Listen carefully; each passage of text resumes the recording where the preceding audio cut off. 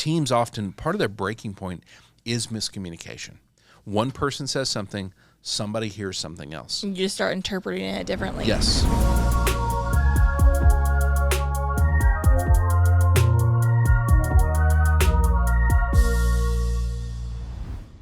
Hey everybody, welcome to the Leader Lab. This is Leadership Shorts, quick thoughts to help you level up your leadership.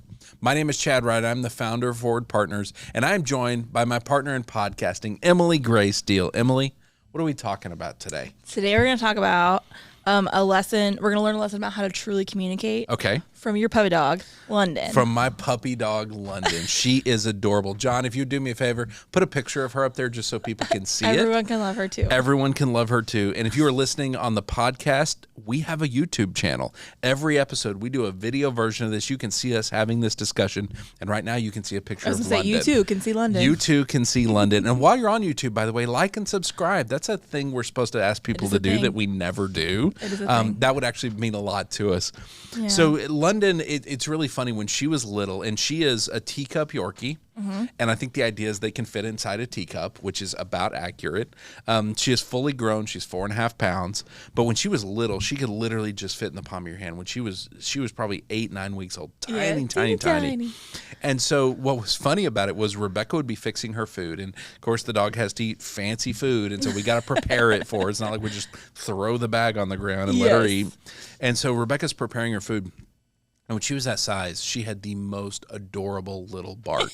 It was the cutest thing you've ever heard. Everything's cute at that size. It really is cute. And a heartless person like me, it was a Grinch moment of like, it grew 3 sizes because it was so adorable. And so she would be there fixing her food, and I would get London to barking. Like I would encourage her. I'm like, get her, hurry. She's not moving fast enough. She's not fixing your food. And she would have this adorable little bark. Beep, beep, beep, beep. And it was so cute. And it was adorable when she was that size. Now that she is full grown, even though she's still not very big, she's full grown, her bark is much bigger than it used to be. It is not fun anymore. It is obnoxious. And I was fixing her food the other night, and she's sitting there barking at me. Like, she gets impatient. She kind of circles you like a shark. Right, that you have trained her to do. Yeah, that I have, that I have taught her to do. This is what I modeled for her as a leader. Yes. And she's sitting there barking at me, and I was getting so frustrated. And in her bark, the reason I was getting frustrated is I realized I was literally hearing, you're not doing this fast enough. You are not doing a good job. I need you to hurry up. All the things that my fear normally tells me when I feel like somebody's upset. Right, your default. Yes, my default wiring, that's what I was hearing. And it occurred to me in that moment, she could be saying something entirely different. I literally looked down at her, and she's staring at me and barking. And I was like, she could literally be saying, I love you, Dad. You're doing a great job. You're doing a great job. Thank you for making this food. Where would I be without you? Yeah. You're the best. And I'm so excited we get to share this moment together. She could literally be saying that. But because of my default wiring, I was getting irritated. I was hearing negative things. And guess what? My response? Negative. Right. I was like, you stop this. I will break you in half. My foot is bigger than you. You have no chance in this fight. Shut up. Yeah. Right? Even though I didn't know what she was saying, I was responding badly because I had a negative view of it. And as goofy as that is, and that is kind of a goofy moment, it really occurred to me how often that happens in leadership when we talk about miscommunication. Right. Because teams often, part of their breaking point is miscommunication. One person says something, somebody hears something else. You just start interpreting it differently. Yes. Well, and even I was thinking, like, you don't speak dog, right? Exactly. But normally we're all speaking the same language, but even in that, we don't always hear what they're saying. We still have our lens on it. So they could be saying the nicest things about you, and you're like, oh my gosh, all they really mean is, and you can just put it through your own filter. Yep. And then it comes out completely different. That's it. And our filter, that is our base wiring. That is our default way of kind of seeing and hearing the world, right? And often that is like, kind of like we talked about a few episodes back, it's based in fear. There's a core fear we all have that was kind of instilled in us at a very early age. It goes back to that quote that we did the episode on for John Delaney, John something. Thank you, Dr. John. That your childhood biography becomes your adult biology. Right. And so that is the way we see the world. And that fear often then begins to color how we hear and what conversations we have.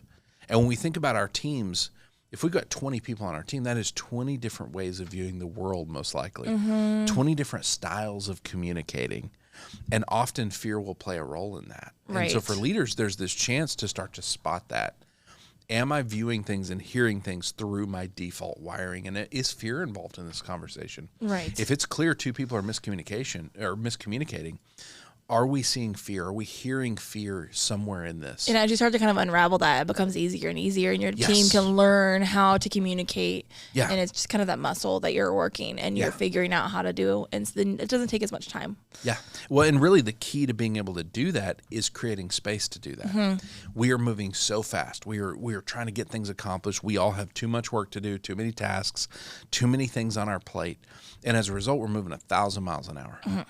And that's where the miscommunication starts to happen. And so really, if we can pause, if we can start to pause when we're communicating to check in and ensure we're actually communicating.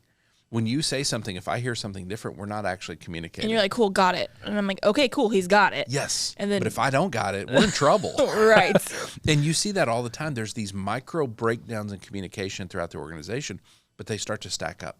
Mm-hmm. They start to become a weight that this organization is dealing with because there's fractures all over the place. Is that a really bad game of telephone? It really is a bad game of telephone. And it's funny to me how often I will sit with a leader and they will say that they have communicated something, and then I go sit with their team and their team's going, we don't know what he's talking about. What are you talking about? That happens all the time.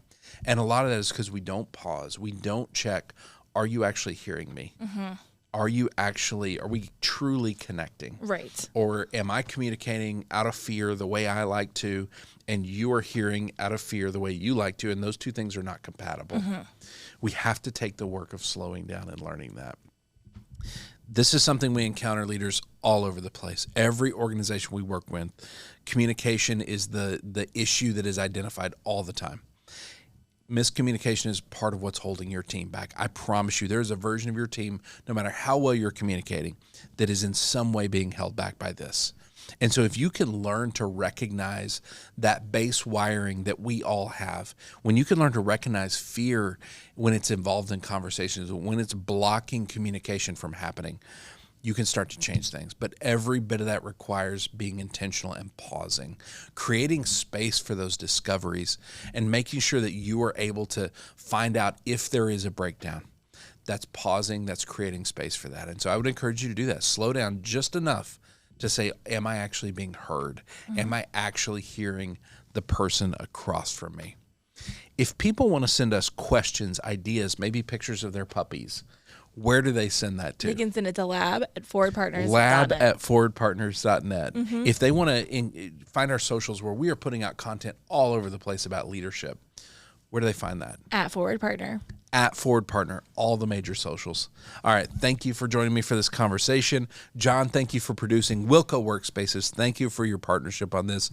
We will see you next time right here in the Leader Lab for Leadership Shorts. Like and subscribe.